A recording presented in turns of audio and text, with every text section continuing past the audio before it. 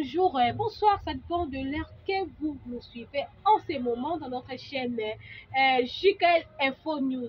Merci infiniment à nos abonnés fidèles. Vraiment de partout dans le monde. Merci à toi, Joël Lugula, américain Pio Nzambie, et moi, votre réunie de la presse, avec un grand plaisir de vous retrouver aujourd'hui dans notre nouveau numéro, encore chers internautes. Et voilà, je ne suis pas toute seule dans ces plateaux, je suis avec ma concert, Doriana Isamba. Doriana Isamba, je crois bien. Pour se présenter. Bonjour Doriana Isamba. Bonjour à tous nos téléspectateurs, bonjour au de la presse. Donc là, oui, je suis Doriana Isamba. On m'appelle souvent la fille intelligente. Donc tout ça, on a photo pour la Nabino. Dans l'actualité, il y a un Naza. Doriana Isamba, mais ça peut moi voler bouquet. Yo moko zoe baka ketala kaka bambu e mango. Voilà lelo oyo Doriana Isamba toko sola. Mabenga kyo pambate parce que ozaza nous la plus intelligente. Oh lelo oyo toko ça la voix analyse qui est par rapport il y a concert historique, il y a le padre Ferrego là oyo eloma ki makambo ebele. D'abord impression na yo comment na concert historique il y a Ferrego là et salamina tout bano et salamaki bien que badate bana ko s'échanger. Ferrego là Jésus de nuance, Ferrego la correction. Donc, félicitations à Ferrego là, Jésus de nuance, Bataringo le padre. Donc, ça là, Kitoko. Donc, coup de chapeau, on a Ferrego là. Donc, dans l'ensemble, il faut que l'on a pas détaillé, concert et le cas Kitoko. Donc, on était là vers déjà 14 h.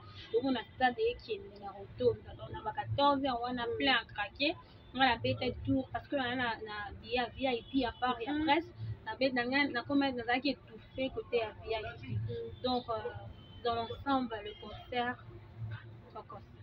dans l'ensemble le concert t'accroche toujours parce que là on a ce soit simi balobaka bongo Doriana Isamba comment na lelo oyo Ferrego là pour retrouver lisusu ba frère na ye ya wenge neti oyo bazaki ba invité na ye tomona ki présence ya Adjani tomona ki pe présence ya Célio Scram tomona sous présence ya nani Fabregas lisusu na miel et ça là qui on a ndenge ni l'ensemble ya bana wenge wana enfin kitoko na Ferrego là avec ses invités et là kitoko tomoni tant c'est le akotaki tomoni tout le monde a dinaki c'est le attaque Prince d'Angola a ningisaki. Tout le monde avait dansé. C'est-à-dire Ferrego avait calculé ses invités. On va inviter à bientôt. Et puis à faire dynastie, Babil Babandoki na faire dynastie. Oh, mais Babandoki. Mama mité mama bé, on a bengi on a cop. Bill déjà si là na etongo. Ferrego la bengi pour na maitara makamto. On mité mama Babil denga mema. Si d'été na ngambu na épée, toyebi bien que alobaki atianze moté. Il y a yemba kikaka. OK. Mais comme ni tant on kana émission o asa na nzembo. Bon za na nzembo. Faut que nous soit na Ferrego la saki na ba déplacement na etu. O na sa na nzembo, na sa na nzembo. O longwe o na longwe te na nzembo. Mais to ebi suite na ba moto. Mais au moins c'est le c'est un vrai de Ferrego là. Tout le monde va Prince d'Angola, tout le monde ba Ebo Olympien, tout le monde tout ce genre là. Badjani c'est Célé. La famille, c'est la famille. On a vu même Ferrego la bois qui on dit go la nzemba liberté. Les arrêts qui sont mais faire à bois qui n'a oh ils ont fait un problème c'est mais faire à clair on a une mission de Hollande faire à le muto azana nga bien te nga pino zane bien te donc muto ininga inga olimbi c'était abina ko semblable au fond du cœur on olimbi ça a été parce que on vit qu'une seule fois. C'est-à-dire, vrai à Ferrego la thé, faut le roi la ville distance. Mais vrai le roi on a vu des princes, des princes d'Angola, on a dit et on dit félicitations, coup de chapeau, hein, famille Nebono. On a dit que Bissika Bazane dit fonder le père à combien de félicitations à la vie. Eh, fonder, combien de félicitations aujourd'hui. On a bossé à le 24, et un jour où on a matin à Ligo.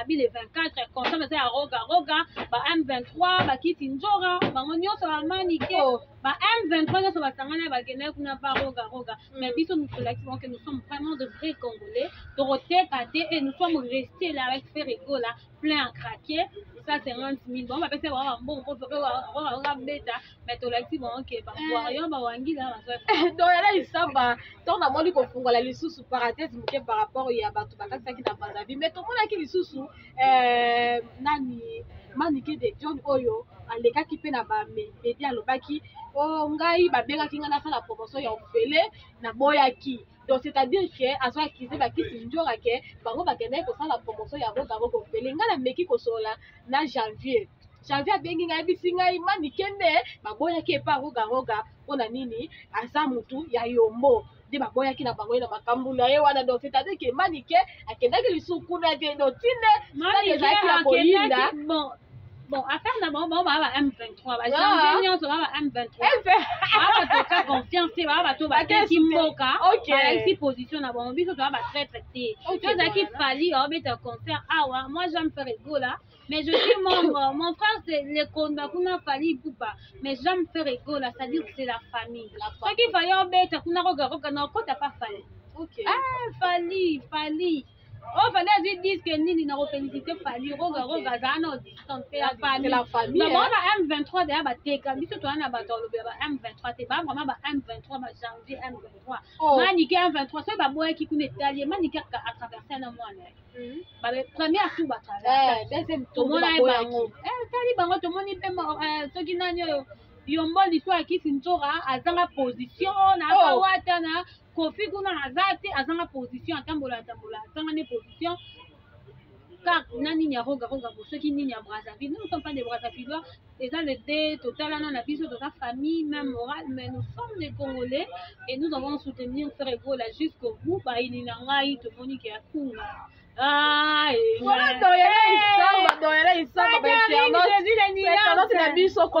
c'est l'ambiance, c'est toujours ça se passe comme ça, comprenez comment nous sommes avec donc il y en a isamba balobi les concert historique kota la lelo oyo clan wenge ba sepeli parce que ça honneur lelo clan wenge ba sepeli makasi na réussite il y a concert il y a faire de la l'époque mais kota la biso soutenir les ba propos oyo abimisi alobi no concert wana exact donc eza pembeni te na ya artiste na biso pe oyo asalaka fierté ya mboka na biso fali ba comparaison wana a livré son concert biso sauvé ça il fallait pour pas félicitations il avait livré concert légal bien félicitations na Fally Ipupa et Ferrego la félicitations lisusu deni leti to occupé la biso ete amka nzambe na ete ba ne je point to ba bunga nzela zo ba bunga te to yebi te yeka na nzambe na ye il s'appelle quoi donner les après ça déjà position il y a warrior wangila entre guillemets John Ngefa a aussi la promotion à Ferrego là azolobela Ferrego là na émission na il est prophète John Ngefa mais to landi Denis Les azoloba ke yende fallait lobela faire parce que yé a yebi secret à stade de stade OK yé a yebi secret à stade de stade pesa la kala John Ngefa a sale lokote ayebi makambo wana te John Ngefa comme abandi ko soutenir Tina Suka ye eza kieto nde esala parce que il pensait que moi to lande na Suka alobi Ferrego la na 100% ko ya ko tondisa stade wana mais le problème est que combat ekozala makasi mais akoki kotondisa c'était ses propos sauf que Ferrego alakisi bango ke basangana baebele mais bakopakata tout Denis Les azopakata tout Denis Les azopakata azofimbu Denis Les azokokati siko retraité fallait nazala fallait napesa bisou na mabele bato bakufa comprendre and alakisi ke nzambe ndazala na bato bayebaka alakisi ke nzambe azali na ye te nzambe atika ekale atika nika cher Denis eti charnel nzambe azala su na ye te David Matadi Bala aza chef coutumier peut-être aujourd'hui on est un pouvoir ancestral ce que c'est repentir sincèrement nzambe azwi accès na motema na ya bongo motema mais ye siko notre pasteur comme on dit ne jugez point mais c'est la chair eza cher je me souviens à l'autre ndoto mwa boye moyebi na atteindre tous les pasteurs te mais na ndoto yango namona bapasteur ebele bayaki il y avait une personne na kati ya ndako ezalaki baoloba na ndoto ozali forme ya nzambe ya Jésus Christ fallait bazwa accès ils étaient nombreux bapasteur oyo toyebi bakombo bazalaki ebele motu moko te azwa accès motu azwaki accès alataka eza ya kala tenu alataki ezalaki différent na bango ngai natelemaka na nsima ya Denis lesi wana na ndoto ye kutu bapesaki ye kiti te j'avais vu beaucoup de pasteurs mpoi bango tu namona bango bazalaki bapesi bango bakiti le pasteur Denis lesi azwaki no action akota na pa moto wana te wana eza kala nayebi te aujourd'hui to abongisa na nzambe mais bapesaki no mpe kiti te na bomoto omoni azwaki mpe accès te ezalaki deux choses c'est-à-dire quoi baza ebele wana bazoloba na bango na kombo ya nzambe me nzambe atika bango lepreuve ana asambeli me bato bakufaki na bango mais oyo tomoni fere nayebi ye na nzambe na yo c'est-à-dire eza te kaka pasteur asambe eza relation ya motu na nzambe tomoni awa fere moto akufi te côté son côté spectacle soki tobi tosala analyse wana doyala esamba côté son côté spectacle côté habillement côté koyemba côté makambo nyonso tala lumière na wafali si on peut comparer talaka na wafali lumière ezala bongo te wafere nzete wana poto yaya tala lumière to tokomi kaka 16h 17h wa amen nzambe bayini nanga suka donc faire rigola Jésus de Lyon qu'on a vu côté son babi pour podium nga za vraiment makati na makaba ba podium mais je na yo ki ba analyse ya ba tebele podium a faire l'équipe ba podium tout est bête et puis ba su faire action wapi pas un congolais na biso donc aloué ngo pas un congolais donc faire muto yo ba sala ndenge nini agena eba ba libanais ti akena yo pa banani takika pas congomani et puis tout le monde a tali faire rigoler tant to Hollanda aza tobandino na rumba aimmortalize ntango baolobela papa wemba ayemba papa wemba babanzi motokime nanga nanga moi bato baolela ntango abandi chaque ntembo baolekisa ya madilugutu mpena baimage ezali mpe awa bazoillustre immortalize bayembi kofi tomoni kofi na écran nyonso wana ngai namoni garçon moko boye nayeba te garçon oyo garçon azolela je comprends pas émotion ezalaki ndenge on a vu les gens pleurer donc tout le monde a se retrouvé nakena akipi na atala ndenge nini batari j'ai dit les nuances mais na kota plein koloba te pelouse wana ya fali tozali na pelouse tozalaki à l'aise nga na pelouse nazodeta namoni kaka aire moko bato bauti na bagrate baosaute c'est-à-dire même policier ako kosécuriser bato wana te bakomona nzema bangwa tokoma bamoko plein na se na bakatikati bato bakini et j'avais peur na bando sentir noti sentiment insécurité mais pas faire rigola biso tout ebele tozalaka na se donc moto akota sa bango na se ezalaki plein mais toza l'aise tozalaki wana baprince tozalaki wana à l'aise tozalaki ebele à l'aise donc côté ya plein na ndenge nga nakei na tous les deux concerts Fally a fait le plein on dit toujours félicitations mais par rapport à comparaison pour moi faire rigole à l'équipe faire rigole à kena on dit sur bato balandi na streaming concert oyo balandi live bakoki $5